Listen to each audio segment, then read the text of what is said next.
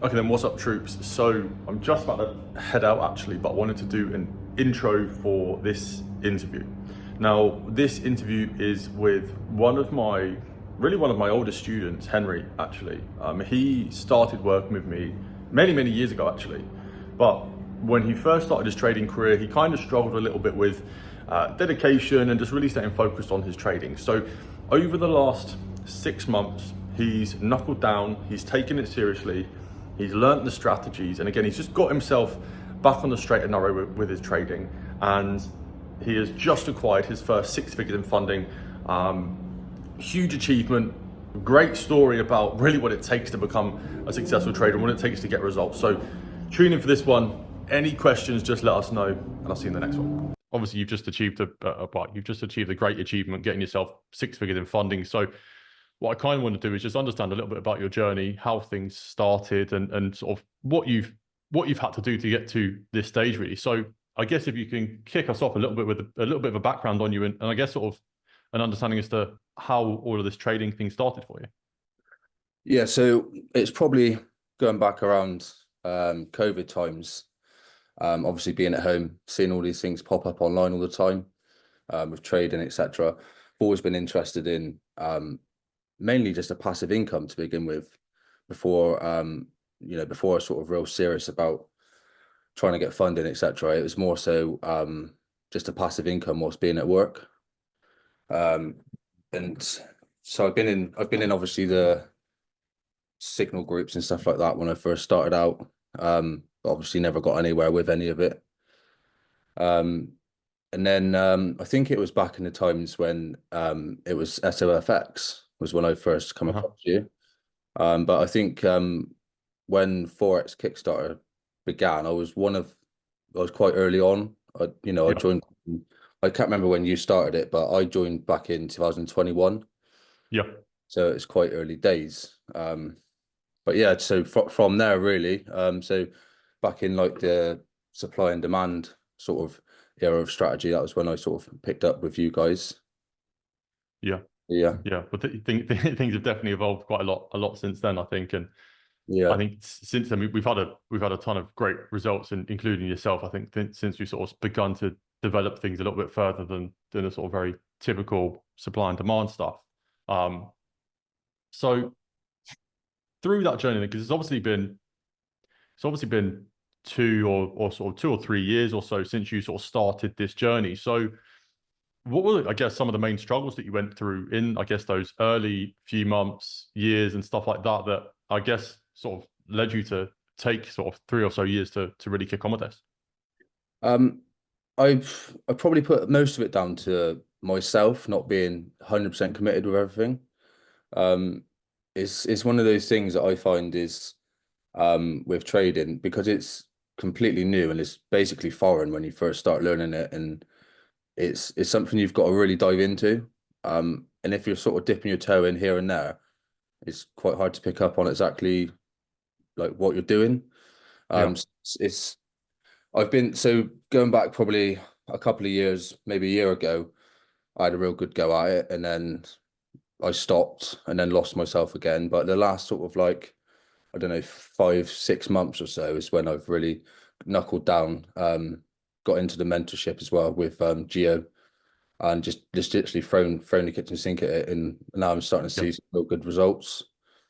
Um, yeah, it's like it's hard to yeah, I find it hard to grasp if you don't fully commit to it, just because there's so much to it, if that makes sense. Yeah. So until I've really knuckled down and thought, like, this is it now, I'm gonna really, I'm gonna invest in myself, I'm gonna have a real good go at it. And if it doesn't work out, so be it, I'll go off and do something else. But ultimately this is what I wanted to do. Um, Obviously for like finances and stuff like that. I've got two young kids.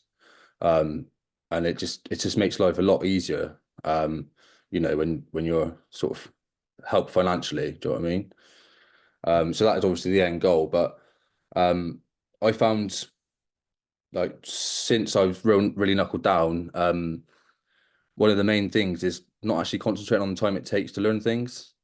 That's helped me a lot, because I was always thinking, I got the end goal of trying to get six-figure in funding. But ultimately, like, it doesn't really matter how long it takes, in a sense, because once you've got it and you fully understand the strategy and how things work and all the rest of it, then everything else comes into place afterwards. Yeah. Well, I guess it's kind of point proven there, really, isn't it? Like the previous sort of 2 or 3 years or so, it's kind of you've kind of been 1 foot in, 1 foot out, Mm. just sort of seeing what happens with it. And obviously that didn't generate results, but over the last sort of 5 or 6 months where you've obviously got into our mentorship, you've really knuckled down and taken it seriously. I mean, it's not really taken you very long to get to the stage where, I mean, even looking at the stuff that you post inside the community, the analysis you post, it's like it's spot on. So it's really, I think it is a lot of the time, it's just a case of whenever you can get into that mindset of I'm just going to focus on the process. If I focus on the process, the profits are just going to be a byproduct of me really mastering that process. And I guess kind of that's how it's gone from you, because like I said, you sort of went a few years not really taking it too seriously, just sort of seeing what happens. And then again, like the last 5 or 6 months, you've taken it really seriously. You've been really motivated to get things done, and you've been held accountable within mentorship. And obviously now you've got the results. Do you think that that's sort of how things have played for you? Yeah, definitely. That's 100%. I find as well, one of the things with trading is, like, for me personally, it is the accountability side of things as well, because especially when you're starting out, you can see how quickly you can make money from trading, but there isn't a shortcut to it, even though everyone seems to Yeah, think there is. So like, having a mentor to be accountable with really does, me personally, really has helped me kick on, because it's pretty much eliminated all the silly trades. Occasionally I'll be a bit too quick to get into something. I'm like, for example, yesterday I did it on GU. I jumped in a bit early and I got took out, but then I caught the trade afterwards because it went up to um an imbalance, and then played from that rather than immediately from the high LQ. But it's still, for me, still, I've got so much to learn still. I don't by any means think I'm a professional trader or anything like it just yet. Because every day, still, for me, I still see things that I'm like, oh, I didn't know that was going to happen, and it happens. Do you know what I mean? yeah, Yeah. yeah. But I think a trader gets to a level where like there's two things I like to look at when it comes to like being a profitable trader and being like an optimal trader. Being profitable, you need to get your knowledge to a certain point. I say this on, I mean, every call I take, every mentorship call I have with somebody, you kind of want to get to the level where you've got enough knowledge that you're going to be profitable with, and then you don't really want to take it too much further than that. The more knowledge you have, it just becomes harder because you consider so many different things that it's super difficult to focus on your edge. You want to get to that stage, and then really that's where you're profitable. But what you're then building is trading IQ, which is kind of what you said there. Like you start to see different variations of different things, and your strategy might play out slightly differently, and you start to pick up on these little nuances that you can't necessarily pinpoint, but you have that level of trading IQ where you say, no, I've seen this before, I know what happens, let me act accordingly. And I think that's kind of what you're building at the moment by the sounds of it. Definitely, yeah. Like the course, the whole course is amazing. Teach you from literally zero to essentially being profitable with the strategy, etc. But it's a bit like learning to drive, isn't it? You learn to drive, but they teach you to pass your test. But you actually learn properly to drive when you actually experience things on the road. Do you know Yeah. what I mean? So I feel like I'm sort of at that stage now where, yeah, I understand the strategy, understand how the markets move, etc. But there's still things that I'm going to be adding alongside the strategy that you teach to help me, and stuff like that, really. Yeah. Well, I mean, it's like expecting to pass your driving test and then go and race in F1. Like Yeah, it's that like everybody starts at the same place, but it's about how much time somebody spends doing those things where they're learning how the car feels, they're learning about the traction and stuff like that. That's what you do as a trader, right? You learn how to spot things, you learn to gauge a feel as to what's going on, and then you act accordingly. And that's how you get to the level where like you're performing at a high level, right? You're an optimal trader, you're a profitable trader, you're somebody that can pull in good numbers from your trading. And yeah, I think that's spot on. So I guess like putting aside the sort of 2 or 3 years prior to really knuckling down, in the last sort of 5 or 6 months, what do you think some of the main things have been that have helped you sort of really just kick on and get to the stage where you can analyze properly, you can catch the right trades, and you can ultimately go and get funded? Um, there's a couple of things that's helped me quite a lot. Obviously, one of the main things is the having George there to chat to and go through things, and um, obviously the community as well with uploading stuff, and also seeing other people's stuff as well, and seeing what you and George comment on, and sort of say no, it's here, or it should have been this, or it should have been that sort of thing. Um, but I've been, so at the end of each week I've been going through, even if I haven't taken the trades, I'm going through trying to find trades that would have Hmm. played out or should have played out if I've missed anything, because um I have a double glazing company that I run on my own, alongside two kids. So quite often during the day, if I've got to leave for work early, then I essentially miss the London session. Hmm. And sometimes I miss a good chunk of the New York as well. So some days I just can't physically get on the markets really, because essentially I'm at work, and it's I've tried on my phone, etc., but it's just difficult, and it's difficult to see properly, and then you sort of make mistakes and stuff. So have been going back, and just essentially just looking back through the markets and finding trades that played out that I've missed. Also using the community for that as well, because obviously a lot of people put the results of the trades they've taken during the day in. So I've been going on there looking and checking back and stuff like that, and seeing how things work basically. And once you do it quite often, you notice a pattern, don't you? Yeah, muscle memory. Yeah, that's it. It's almost like a, yeah, muscle memory, like a sort of save it in your brain, don't you? As the pattern plays out, or and it becomes second nature. Then I find, Yeah, so going back through doing that has helped me a lot. yeah.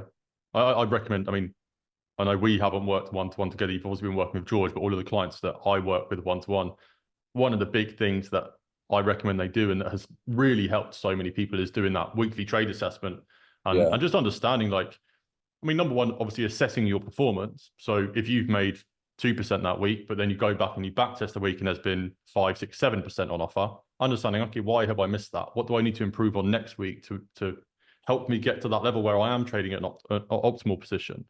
But even if they're not profitable, going back and back testing, because it's always easy to back test and look at things in hindsight, right? Everybody's the best trader in the world when they do that. yeah, But being able to identify that pattern recognition and start to really ingrain that in your mind, again, you kind of have those aha moments. Like you're watching the charts and you see, oh, I saw this play out last week in my back testing. I know what's going to happen here, and you can then sort of act intuitively as opposed to like a new trader who just sort of sits there and then they see it play out and then they see it. Like you can begin to sort of not predict the market, but you can react accordingly as to sort of what you've seen play out before. yeah, yeah. No, I totally agree with that. It's time on the charts, isn't it? A lot of it is time on the charts. It's experience, time on the charts, just getting stuck in. That's what's the main thing with it. Like I said before, sort of jumping in and out and stuff. It doesn't work. You either got to be in, or you're out. Basically, that's my opinion on it personally. Yeah, yeah, no, I'm with you on that. I'm with you on that. So you mentioned that you're running a business on your own at the moment. Yeah, Um, Obviously you have been able to achieve good things in trading so far. yeah. How have you juggled obviously working, not being able to be on the chart sometimes, and also being profitable with your trading? I mean, what sort of things have you sort of put in place to help you ultimately be profitable whilst juggling the two? Um, a lot of it is finding chart time. I found because, well, essentially without chart time, you don't know what's going on. So either as soon as I get home, first thing in the morning, early doors, I'll do my analysis, check things out. Setting alerts on TradingView. That's a big thing. Because quite often I can see something. Well, I think I can see something going to play out, and then I'm like, "Ah, I've got to leave." So I've set an alert sort of thing, and then I can sort of watch it. But recently, like since actually doing the challenges, I've had not time off work, but I've had spare days where I've chose not to book work in. Yeah, So um, like I'll have I don't know, like the couple of weeks I've had where it's been a bit. I've had like 3, 4 days spare where I've not had stuff in the diary, and rather than booking jobs in, I've not done it because I want to try and get this done. yeah, Because I sort of had a goal in mind that I wanted to try and do it before I go away. I'm going away on my honeymoon soon, so I wanted to try and get this nailed down and done, and then sort of relax and reset and go again, sort of thing. So that was sort of my goal. Yeah.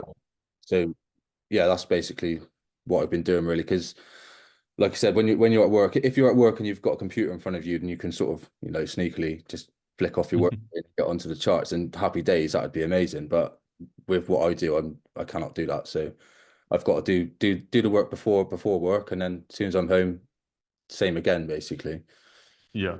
So just making sure that, like, again, I think so many people try and juggle it, and some people can juggle it. I mean, we've got people that juggle their work and trading, but I think obviously different environments are going to allow you to do that more than others. But do you do you find it's just a case of, okay, I've got this time, let me set things up. If there's anything here, great, I'll take it. If not, you've got like a trading end, like you've got an end time. Okay, I've got to be out. I'm not focusing on trading whatsoever. I'm focusing on my work, and then I'm coming back in the Yeah. evening. I'll focus on my trading then, and it's very much just like, this is my trading time, this is my working time, and you just run it that way.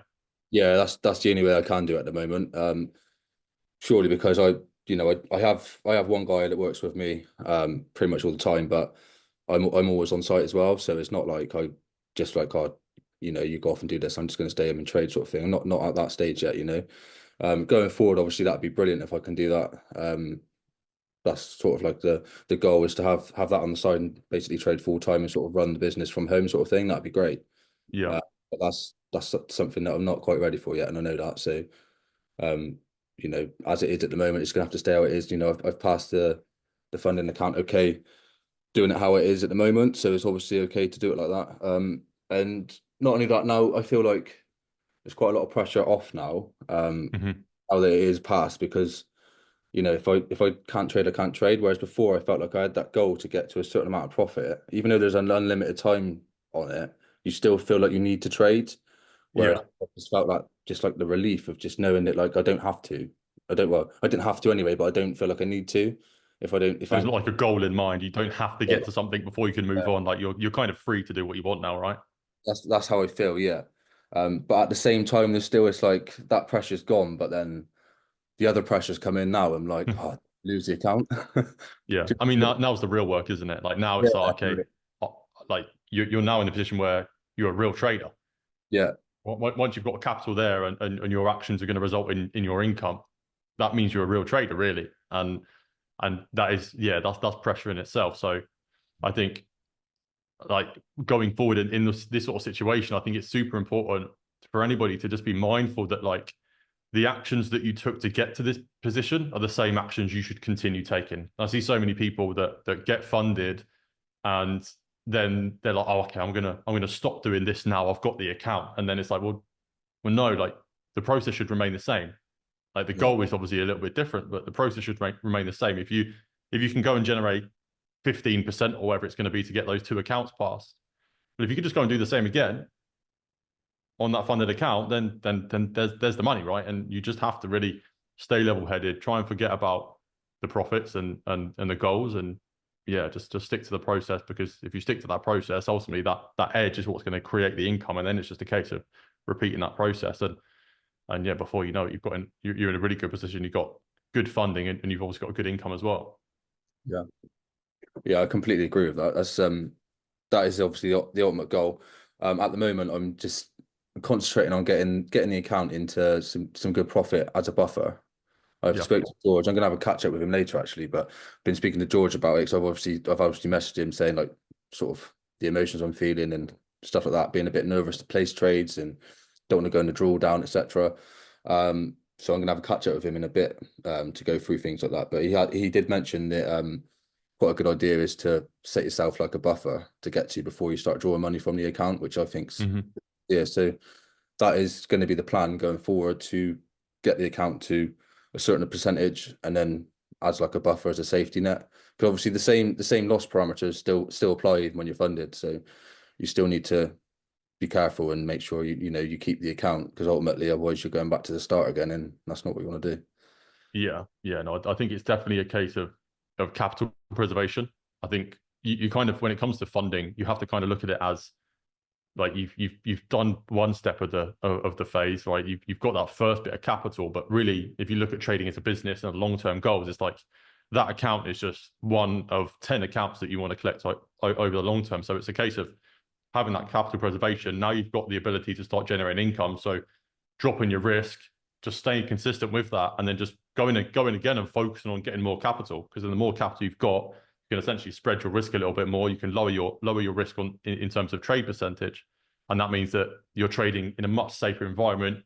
Your capital preservation is going to be a lot better, and then you've got a much bigger pot, and you can generate the same returns with much lower risk. And then the chances of you actually losing the accounts obviously reduces quite a lot at that point. So I think it's definitely you definitely have to be smart about it and really treat it like a business and think long term. Like I've seen so many people get that first funded account. They're trying to go and get a 10K payout straight away, and in the process, they end up risking too much and losing the account. And it's like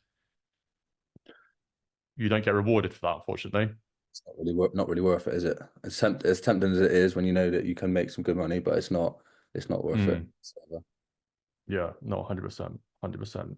So I guess we've had a good conversation about your goals and how you've got there and some of the struggles. So I want to just talk a little bit about the one-to-one mentorship, because it's something that we've seen when we started to really implement it and put in a team in place to deliver the one-to-one mentorship. The results we've got have been really, really good. What's your opinion on the one-to-one mentorship? How much do you think that one-on-one side of things has sort of helped you sort of reach your goals? Like tenfold, mate. Honestly, it's been unbelievably, like, unbelievably good. I I knew it would be good anyway because I've obviously been in the group for a long time and I know what you and George are all about. There's no nonsense. It's not like none of these like schemes where you're just making money off everyone. It's not that at all. You've actually got you want people to do well, and I knew that. But since actually joining, the accountability and like the response time when I've got questions, when I want to book in for a call, it's brilliant. I would never not do it if that makes sense. Anyone sitting on the fence about it, if you're serious and you want to invest in yourself, and you can afford it, then honestly, I would recommend doing it because it's pushed me on, and in that time I have obviously come on a lot, and it's essentially helped me get funded. So, and that is the goal, isn't it? At the end of the day, when you start trading, that's our goal anyway. To get to funding. Yeah, yeah. That's our goal, right? We want to put everybody in a position where they've got an edge in the market, so they can use that edge to get funded, build an income, and they know what to focus on. And I think having that one-to-one time is super important. Having that accountability is super important. Like you don't want to turn up to a call. I wouldn't want to turn up to a call with George and say, "Oh yeah, I've taken this stupid trade," because I know that he wouldn't be happy. And I guess Yeah, you're probably in the same boat.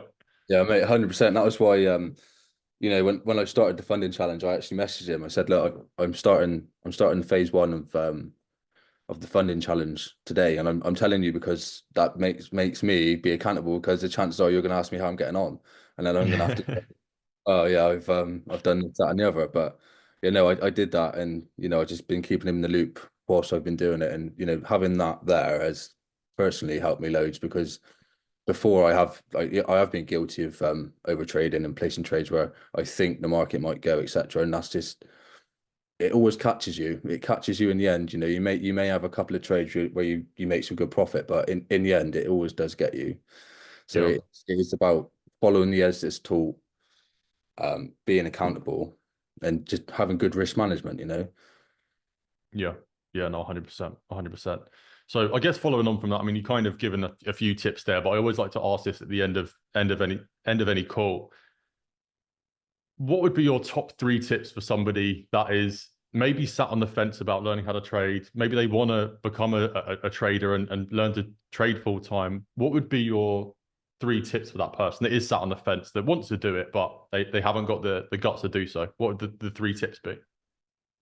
Um, look at your long-term goals and where you want to be.